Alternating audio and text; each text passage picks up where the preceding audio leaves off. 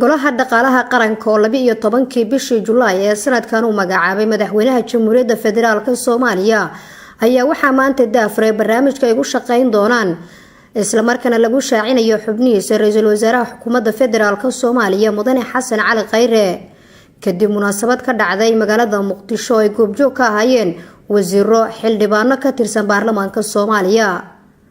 golaha dhaqaalaha qaranka oo ka kooban 9 xubnood ayaa hadafka loo aasaasay waxa uu yahay in dawladda ay kala taliyaan horumarinta dhaqaalaha, diyaarinta istiraatiijiyadda siyaasadda dhaqaalaha iyo maaliyadda, isla markaana lagu dhaqan geliyo nidaam hufan oo lagu maareynayo maaliyadda dawladda iyo dadweynaha, taasoo meesha ka saaraysa dabciga xun iyo muuqaalka foosha xun ee ku suntan qarankeena ee la xiriira musuqmaasuqa, balse ay hadda dawladda Soomaaliya kula jirto dagaal xooggan.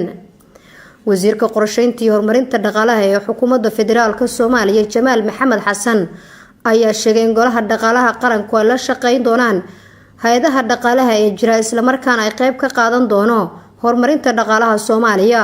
mudane wasaare waxay muuqataa in golahan maanta daahfurayno xukuumadda Soomaaliya u horseedi doono horumar hufnaan dhaqaale iyo in la jaan qaadno caalamka. wax badan ayaa Soomaaliya ka maqnayd meelo badan oo caalamka oo dhaqaalaha laga hadlo. waxaan rajayn doonaa daalman golahan wax badan ka qabto arrinta talooyin macquulana ka keeno. talooyinka ay bixinayaan golahani waa talooyin ku saleysan cilmi iyo cadeymo iyo aqoon dheer oo leeyihiin arrimaha dhaqaalaha. dhismaha golaha dhaqaalaha qaranka oo muddo dheer ay ka soo shaqeynaysay wasaaradda qorsheynta oo ku shaqeynaysa siyaasadda xukuumadda ee horumarinta dhaqaalaha. ra'iisul wasaaraha xukuumadda Federaalka Soomaaliya Mudane Xasan Cali Khayre oo ka hadlayay dhismaha golaha dhaqaalaha qaranka ayaa xusay inay tahay hanaan lagu dhaqan gelinayo hufnaanta hanaanka horumarinta dhaqaalaha dalka, taasi oo ku timid dadaal dheer oo socday muddo sanad iyo bar ah. dhisidda golaha dhaqaalaha qaranka ma aha kaliya inaan rabno inaan dhaqaalaha wax ka qabanno, ma aha inaan dalkeenna horumarino, waxa ay tahay inaan aqbalnay in nagala shaqeeyo dalka inaan wax ka qabanno. waxay tahay inaan aqbalnay inaan buugaagteenna furno. waxay tahay inaan aqbalnay in nala fiiriyo haddii laalaab iyo qayaana jirto in wax laga qabto. waxay tahay inaan aqbalnay maadaama aan rabno inaan dunida dib ula falgalno in aan aqbalno dadka aqoonta u leh inay noo yimaadaan oo nagala shaqeeyaan. waxay tahay inaan aqbalnay caqabadda ugu weyn oo hortaagan dal in la bedelo inay tahay inay siyaasiyiintu aqbalaan in la bedelo. anaana maanta idin ballan qaadaya inaan diyaar u nahay in wax laga qabto.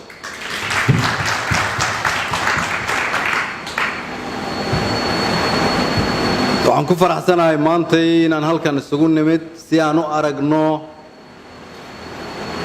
waxaan hore loo arki jiray, si aan u aragno mustaqbal carruurteenna ay ugu noolan karaan, in dalkeenna uu meel wanaagsan ku yaallo, in dadkeenna ay yihiin dad shaqeeya, in adduunyada kale dadkooda ay duqoobayaan, kuweennuna ay dhallinyaro yihiin, in meel walba oo aad dalkeenna ka fiiriso ama kalluun ama beer ama shidaal ama gaas ama meesha aan ku naalno ay tahay fursad dhaqaale. waa wax la wada ogyahay. dawladda Soomaaliya ayaa horumar weyn ka sameysay dhaqaalaha muddada ay jirtay, taasoo keentay in hay'adaha dhaqaalaha caalamiga ay ammaan iyo bogaadin u soo jeediyaan dawladda Soomaaliya. ra'iisul wasaare Khayre ayaa sheegay in dawladda Soomaaliya ay qaadanayso talooyinka wanaagsan ee lagu horumarinayo dhaqaalaha dalka, taasi oo ah dhaqan cusub oo lagu horumarinayo dhaqaalaha dalkeena. aniga madaxweynaha iyo xukuumadda waxaan idin ballan qaadaynaa talooyinka aad keentaan oo aan aaminsanahay inay noqon doonaan talooyin u wanaagsan dalka, inaan ku shaqayn doonno qaadan doonnana. sababta aan idinkugu yeeranay oo aan u aqbalnay inaad wax nala qabataan waxay tahay inaan aqbalnay inaan ogolnahay in wax nala qabto inaan u baahannahay.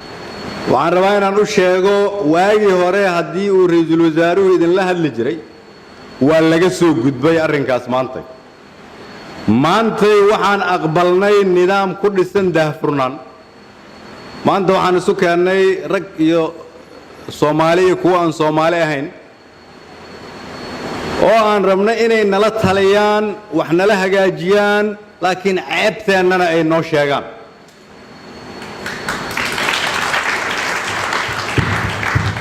maanta waxaan aqbalnay inaan marno xanuunkii ay khasabka ahayd in la maro si kuwa naga dambeeya ay ugu noolaadaan nolol ka fiican nolosheenna.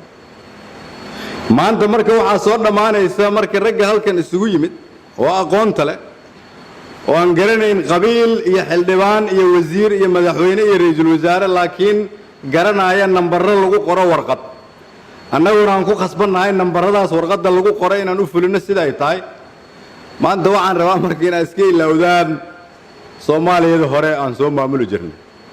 dhaqaalaha dalka maanta waxaa u bilowday nidaam cusub oo ah Soomaaliya cusub oo ku salaysan qaabka dunidu ay u dhaqanto, qaabka dunidu ay u shaqayso. dhismaha golaha dhaqaalaha qaranka ayaa qayb ka ah qorshaha lagu horumarinayo dhaqaalaha dalka ee dowladda Soomaaliya ay wado si dadka Soomaaliyeed looga faa'iideeyo kheyraadka la ku manaystay isla markaana looga saaro faqriga, taasi oo ay saldhig u tahay la dagaalanka musuqmaasuqa iyo maamul xumada oo keentay in dadka Soomaaliyeed ay ka gaajoodaan kheyraadka Ilaahay ku manaystay dalkooda. Nasr Bashiir Cali, warbaahinta qaranka, magaalada Muqdisho.